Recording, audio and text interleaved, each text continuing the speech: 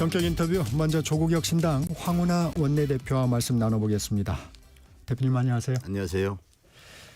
조국혁신당이 윤석열 전 대통령을 공직선거법상 허위사실 공표 혐의로 경찰에 고발했습니다. 어떤 내용인가요? 사실 윤 대통령이 거짓말을 굉장히 많이 하는 분입니다.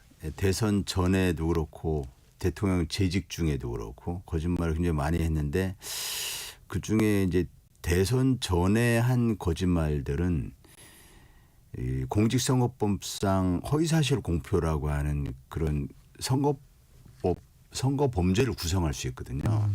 이것이 유죄가 되면 지금은 뭐 파면돼 있지만 어쨌든 이것이 유죄가 될 경우에 선거 비용 전체를 다 반환해야 되는 뭐 국민의힘이 당시 한 400억 정도 썼을 겁니다. 국가에서 보전받은 비용이 한 400억 정도를 다시 다 반환해야 되는 이제 그런 사안이 굉장히 중대한 사안이죠. 공직선거법이니까 그렇죠. 예, 예, 공직선거법에서 공직선거법으로 이제 당선 무효에 해당되는 그런 형을 선고받으면 지금 판면됐기 때문에 당선 무효는 해당되지 않지만 또 재직 중일 때는 이것이 형사소추 대상이 안 되기 때문에 수사할 수가 없었지만 그러니까 기소할 수가 없었지만 이제 파면됐고 나기 때문에 수사도 가능하고 기소도 가능한 것이죠. 그 구체적으로 이제 대선 전에 여러 가지 거짓말 많이 했는데 어떤 허위 사실을 얘기하는 한 세 가지만 말씀을 드리면 김건희 여사가 이제 주가 조작 관련해서 주가 조작하지 않았다라고 얘기했는데 사실은 재판 과정에서 김건희 씨가 23억의 순이익을 얻은 것으로 확인이 됐고 또 장모 최은순 씨가 남한테 10원 한 장 피해 준 적 없다라고 얘기했는데 사실은 그 잔고 349억인가의 잔고 증명서를 통해서 큰 피해를 안겨준 것이 확인이 됐고 또 하나가 뭐가 있을까요? 허위 경력. 김건희 씨 허위 경력에 대해서 허위 경력이 이미 확인이 되고 본인이 사과까지 했는데 그 당시에 전체적으로 허위 경력이 아니다. 이렇게 이런 것이 이제 전부 허위 사실로 밝혀졌거든요, 이미. 그 이 부분에 대해서는 허위사실 공표의 책임을 면하기 어렵다. 이렇게 보고 있는 것이죠. 그런데 이게 공소시효가 얼마 남지 않았는데 수사가 가능할까요? 공소시효가 선거법은 6개월이거든요. 네. 근데 이미 한 3개월 정도는 한 80일 정도 지났습니다. 80일. 네. 80일 정도 지났고 한 100일 정도 남았는데 이제 경찰이 국수본에 고발을 했는데 경찰은 이제 기소는 이제 검찰에 넘겨야 또 기소가 되기 때문에 통상 한 보름 정도는 남겨두고 검찰에 넘겨줘야 됩니다. 그래야 검찰이 기소를 하죠. 그렇다면 100일 중에 약 한 80일 정도 경찰이 갖고 있을 수 있습니다. 80일이면은 뭐 충분히 수사 가능합니다. 그래서 아까 말씀드린 것처럼 이미 허위사실인 것이 다 확인이 됐기 때문에 그래서 이제 윤석열 전 대통령을 피의자 신분으로 소환해서 이것이 허위사실이지 않냐. 그 당시에 허위사실인 정을 알고 얘기했느냐 아니냐 하면 이제 본인이 몰랐다 뭐 이런 식으로 부인하겠죠. 그 정도의 그 확인 작업만 거치면 되기 때문에 어려운 수사가 아닙니다. 그래서 그리고 이제 공소시효가 임박하면 경찰이든 검찰이든 절대로 수사를 안 하고 어떤 결정을 안 내리고 공소시효 지나가게 할 수는 없거든요. 그러니까 뭔가 결론을 내릴 겁니다. 네. 이 외에도 윤 전 대통령에 대한 수사를 촉구하는 뭐 사안들이 좀 있습니까? 윤 대통령이 지은 죄가 너무 많습니다. 사실 너무 많아가지고 그래서 뭐 대통령 재직 중에도 여러 특검들이 국회에서 발의가 됐지만 이제 대통령 거부권 행사에서 안 됐고 또 상설특검 네. 일반 특검법도 있고 상설특검도 있고 뭐 여러 가지 특검 요구들이 많이 있었는데 네. 번번이 대통령이 거부권 행사해서 안 됐거든요. 그래서 내용들이 굉장히 많습니다. 우리가 이제 이채양명주 이런 5글자로 지난 대통령 재직 중에 이채양명주 5글자로 그 대통령 또는 김건희 여사가 수사받아야 될 사건들 네. 머리 글자를 따가지고 네. 이렇게 많이들 얘기했었죠. 이태원 참사, 참사 또 최상병, 최상병 수사 외압 사건, 또 양평 고속도로 종점 변경, 또 김건희 여사의 명품백 사건, 또 주가 조작 사건 이런 이게 이제 대표적으로 이채 양명주 5글자 해서 이거 전부 그 수사를 해야 될 사건들이고요. 그 이외에도 명태균 사건도 있고, 네. 예. 또 고발 사주 사건도 있거든요. 뭐 그 다음에 또 이번에 이제 내란 과정에서는 경찰의 정당한 그 공무집행, 즉 체포영장 집행에 대해서 방향. 김성훈 경호처 차장에게 교사를 해서 지시를 해서 그 공무집행 방해했단 말이죠. 그 특수 공무집행 방해의 그 교사범이 되는 것이죠. 그래서 현재 경찰 국수본에서 윤 대통령을 특수 공무집행 방해의 김성훈 경호처 차장과의 공범으로 네. 이렇게 수사가 진행 중인 걸로 알고 있고, 조금 전에 말씀하셨던 그 허위사실 공표도 국수본에서 이제 수사가 본격 진행될 거인데 이거 말고도 이제 여러 가지가 있다 이런 말씀인 것이죠. 이 김건희 여사가 최근에 이제 변호사를 선임을 했는데 이 명태균 씨 의혹을 둘러싼 검찰 수사에 대응하기 위한 것으로 보입니다. 이 수사가 좀 본격화된다고 볼 수 있는 건가요?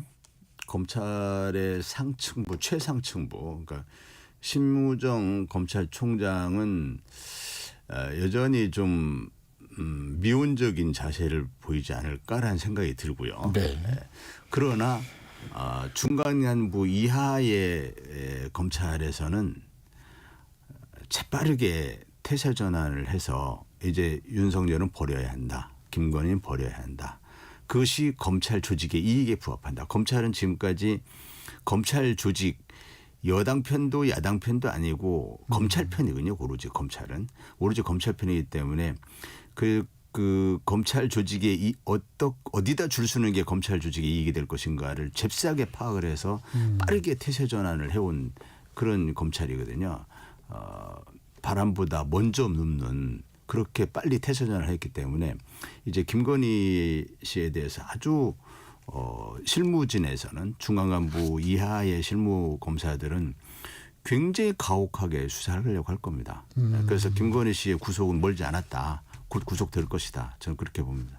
이 소환 일정도 조율하고 있다는 얘기가 나온 지가 좀 한참 됐는데 아무래도 이번에는 지난번과는 다르게 청사로 소환할 수 있겠죠. 그렇죠. 당연하죠. 뭐 그 이전에 알현이냐 뭐 이런 비아냥을 받고 그 핸드폰도 반납하고 뭐 이렇게 해서 검찰이 엄청나게 수모를 겪었지 않습니까? 그것 때문에 그거 하고 이제 불기소 처분해가지고 그 때문에 그 중앙지검장 누구죠? 그 중앙지검장이 국회에서 탄핵도 되고 물론 뭐 탄핵이 나중에 헌재에서 기각되긴 했지만 네. 어쨌든 그만큼 국민적인 공분을 불러 일으켰거든요. 그래서 아마 이번에는 그런 거에 대한 이제 검찰이 과거의 그런 과오에 대한 그런 그 어떤 국민들에게 좀 만회하려고 하는 그런 제스처를 보일 필요도 있기 때문에 강도 높게 조사를 해가지고 곧 구속할 것이다. 저는 그렇게 예상합니다. 이 건진법사 전성배 씨의 다이아몬드 목걸이도 논란이에요. 이게 김 여사한테 줄 선물 명목으로 통일교 인사한테 받았다. 뭐 이런 얘기가 나오는데 어떻습니까?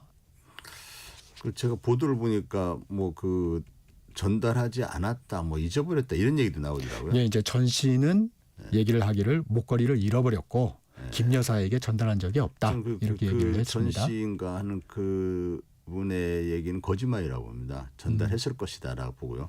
그 전달 체계상 그것을 어떻게 전달 안 하고 뭐 잊어버렸다고 그건 뭐 완전 거짓말을 봅니다. 그게 곧 들통날 얘기이기 때문에 배달 사고도 있을 수 있지 않나요? 배달 사고가 있을 수 있죠. 그런데 이제 배달 사고가 이것이 전달이 안 돼도 모를 수 있는, 이게 전달하라고 한 쪽이 모를 수 있는, 또 받은 쪽이 모를 수 있는 그런 거라면 이제 배달 사고가 있을 수도 있는데, 이것은 이제 전달하라고 한 쪽과 이 최종 받아야 될 김건희 여사와 어느 시점인가는 확인이 될 거거든요. 이게 됐냐 안 됐냐, 전달이 됐냐 안 됐냐. 그래서 그거를 이렇게 중간에서 착복할 생각은 전혀 하기 어려울 것이라 보고, 그래서 전달은 확실히 됐을 것이라 보고, 전 참 그걸 보면서 김건희 씨가 받은 뇌물이 정말 얼마나 많을까라는 그런 생각이 들더라고요.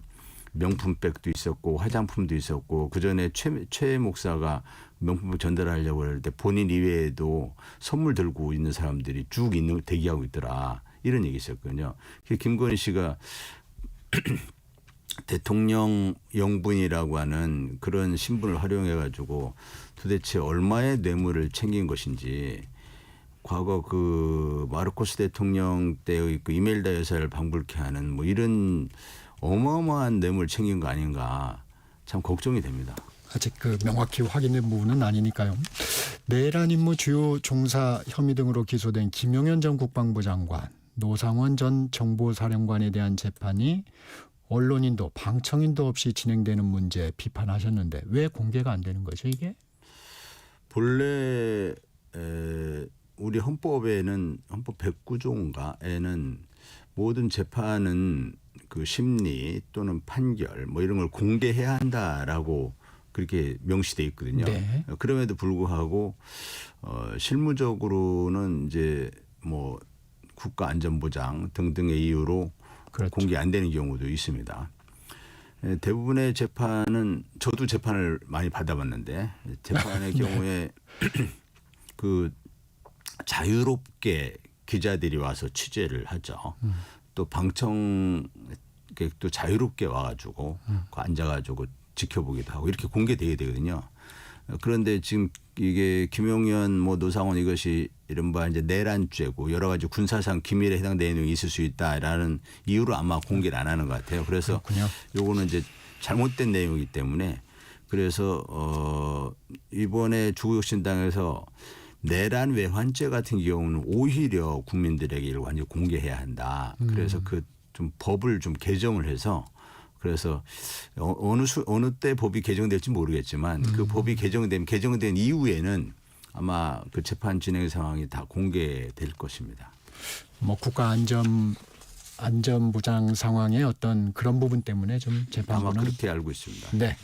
조국혁신당에서 대선 후보를 내지 않았습니다. 왜 후보를 내지 않았나요? 대선 후보를 내자는 쪽 내지 말자는 쪽이 팽팽하게 이제 의견이 대립됐었고요. 엄청난 논쟁을 벌였었는데 논의 끝에 이제 최종 당무위에서는 의견이 모아지더라고요. 네. 많은 논의를 한 끝에 후보를 내지 않는 것이 좋겠다라고 의견이 모아졌고, 그리고 그것을 또 전당원 투표에 붙여보니까 전당원 투표에서도 당무회의 결과와 유사하게 네. 압도적으로 후보를 내지 말자는 쪽으로 의견이 모아졌는데, 그 이유는 이제 후보를 내자는 쪽과 내지 않자는 쪽의 목표는 똑같습니다. 네. 목표는 이번에 압도적인 정권 교체, 압도적인 그 민주 헌정 수호 세력들이 압도적으로 승리를 해야 한다. 그 목표는 똑같은데 그 수단으로서 후보를 내서 압도적인 정권 교체에 도움이 되는 방법, 후보를 내지 않고 압도적인 정권 교체에 도움이 되는 방법, 이 두 가지를 놓고 장단점들을 많이 따진 것 같은데, 네. 이번 대선이 이제 대통령 그 파면에 따라서 이제 치러지는 선거이기 때문에 준비 기간이 이제 짧죠. 이것이 그렇죠. 정상적인 대선이었으면 당연히 후보를 냈을 겁니다. 네. 그런데 갑작스럽게 치러지는 선거이고 또 조국혁신당은 이제 조국 대표가 지금 영화의 몸이 돼 있기 때문에, 그래서 아무래도 이제 대표적인 대선 주자인 조국 대표께서 부재 중인 상황이고, 그래서 이제 준비 기간이 짧은 것이 이제 우리는 후보를 선출하고 하는 그런 준비 기간이 이제 짧고, 그러니까 준비된 대선 주자가 영어의 몸이 돼 계시기 때문에 이제 그런 상황, 또 지금은 내란 종식이 중요하고 압도적인 정권 교체가 중요한데 조국혁신당이 아직 여러 가지 준비가 안 된 상황에서 섣불리 대선전에 뛰어드는 것보다는 압도적인 그 정권 교체에 도움되는데 집중하는 게 좋겠다, 이렇게 의견이 모아진 것 같습니다. 조국 전 대표도 편지를 보냈다고요? 이제 당무회의에서 의견이 완전히 모아져서 사실상 결론이 난 이후에 결론이 나기 전에는 조국 대표께서는 늘 그 본인은 당원도 아니고 당 대표는 더욱 아니고 그렇기 때문에 당무의 일체 말씀을 안 하십니다. 결론이 난 이후에는 항상 결론을 존중하는 내용으로 그 편지를 보내셔가지고 그 결론이 잘 된 것 같다. 결론이 난 이후에 그 당이 그 결론 난 그 결론대로 좀 잘 대응했으면 좋겠다라고 하는 그런 응원 메시지였지. 그 전에는 편지를 보내지 않습니다. 아, 그 이후의 상황이군요. 예. 그래서 민주당 후보가 결정이 되면 혁신당 후보라고 생각하고 응원하자. 그렇죠. 뭐, 예. 이미 이제 후보를 내지 않기로 결론이 났기 때문에 그렇게 됐으니까 이제 민주당 후보를 혁신당 후보로 생각하고 적극적으로 돕자. 정권 교체에 도움이 되자 이런 역할. 조국 혁신당에서 야권 통합 오픈 프라이머리를 제안했잖아요. 네, 그렇죠. 그 당시에 소속 의원들과 지역위원장들이 문자 폭탄에 많이 시달렸다고요? 예, 그 부분은 그 좀 안타까운데 조국혁신당이 이제 오픈 프라이머리 제안했는데 네. 오픈 프라이머리에 대해서 이제 그 뜻을 제대로 이제 약간 곡해하신 분들이 있는 것 같더라고요. 네. 그 지금 뭐 예컨대 그 역선택에 이용될 염려가 있다. 역선택 또는 이제 당원 주권에 반한다. 당원들이 뽑아야 되는데 왜 국민 경선을 하냐. 아하. 그다음에 국민 경선을 했을 경우에 역선택의 위험도 있지 않냐. 뭐 그런 것 때문에 그래서 이제 반대하시는 분들 그 이유 때문에 반대하시는 것 같은데 그래서 이제 역선택 방지 조항을 만들면 되고 그다음에 압도적인 정권 교체에 도움이 되기 위해서는 후보 선출 과정이 굉장히 민주적 정당성이 있어야 되고 역동적이어야 한다. 그렇게 해야만이 선출된 후보가 가장 강력한 후보가 돼서 압도적인 정권 교체에 도움이 된다. 이런 대의를 가지고 조국신당은 제안한 거였거든요. 그 오픈 프라이머리 가지고 조국신당이 얻는 이익은 없습니다. 오픈 프라이머리 한다고 한들 조국신당 후보가 뭐 그 과정에서 그것이 예컨대 뭐 모든 후보들이 다 나올 수 있기 때문에 모든 정당 후보들이 다 나올 수 있기 때문에 10명 이상이 나올 수도 있거든요. 그랬다가 이제 단계적으로 해서 최종적으로 3명으로 압축을 해서 3명 가지고 결선 투표라는 그런 방식이 되는데 여론조사의 뭐 지지도 이런 걸로 볼 때 그 3명으로 압축된다 해도 3명은 다 민주당 소속 후보일 가능성이 거의 확실하잖아요. 그렇게 본다면 조국혁신당 후보가 그 뭐 오픈 프라이머리를 통해서 뭐 후보가 된다든지 뭐 이런 게 아니거든요. 보다 큰 승리, 보다 압도적인 승리를 위해서 야권 대통합에 필요한 야권 대통합 과정이 필요하다. 그래야 그 선출된 후보가 훨씬 더 강력한 후보가 될 수 있다는 이런 취지였기 때문에 그런 명분을 위해서. 네. 예, 그 조국신당은 대의 명분에 충실한 것이지 조국신당이 얻는 실리는 없거든요. 그런데 그 부분에 대해서 좀 오해를 하신 것 같더라고요. 그래서 문자 폭탄을 저도 많이 받았습니다. 네. 조국혁신당 그 교섭단체 구성 요건을 20석에서 10석으로 낮추는 걸 추진하고 있습니다. 민주당 입장은 좀 어떤가요? 뭐 민주당이 이전부터 사실 교섭단체를 완화하는 20석을 완화하는 이런 법안 발의를 쭉 해왔었습니다. 2000년 초반부터 지금까지 쭉 해왔었고 이번에도 박홍근 의원께서 그 15석으로 낮추는 걸 발의를 했고 또 민형배 의원께서 10석으로 낮추는 걸 발의를 했고 네. 민주당의 의원들도 개별적으로 이렇게 만나다 보면은 나는 교섭단체 그 내렸으면 좋겠는데 뭐 나는 반대 안 한다 뭐 그 이런 의견들 다 말씀하세요. 그럼에도 불구하고 아마 그 민주당 의총에서 그 부분에 대한 논의가 있을 때 왜냐하면 이제 원탁 회의를 통해서 교섭단체 요건을 완화하는 것이 정치 개혁에 꼭 필요한 과제다라는 그 부분에 대해서 야오당이 합의를 했거든요. 교섭단체가 이제 조국혁신당을 위한 교섭단체 완화가 아니라 제가 아까 말씀드린 것처럼 이전부터 이게 정치 개혁 과제로 쭉 계속 지어져 온 과제들이었습니다. 조국혁신당 때문에 지금 갑자기 등장한 게 아닙니다. 이전부터. 그래서 이전부터 해왔기 때문에 그것은 민주당의 또는 민주진보 진영의 오래 묵은 어떤 정치개혁 수건 과제 같은 겁니다. 그래서 대부분의 의원들께서는 동의하시는데 그럼에도 불구하고 지금 조국혁신당을 에게 뭐 맞춤형으로 마치 기초단 지역구를 완화하는 것처럼 비춰지는 그런 측면이 있다 보니까 그에 대해서 좀 정무적으로 정치적인 정치공학적으로 계산하는 분들이 일부 반대 의견이 있는 걸로 압니다. 네, 그 얘기 좀 여쭤볼게요. 김상훈 국민의힘 정책위 의장, 이 민주당이 교섭단체 요건을 완화해주는 조건으로 은밀한 정치 거래를 한 거 아니냐 하는 의혹이 있다. 이 부분 어떻게 해명하시겠습니까? 그러니까 아까 말씀드린 것처럼 교섭단체 요건 완화는 민주당이 이전부터 쭉 주장해왔던 정치개혁 과제이기 때문에 갑작스럽게 조국혁신당과 대화 물밑 거래가 이루어진 게 아니고요. 네. 지금도 야오당이 원탁회의에서 합의된 정치개혁 과제, 대표적인 정치개혁 과제가 두 가지가 있는데 네. 그 하나가 결선 투표제고 하나가 교섭단체입니다.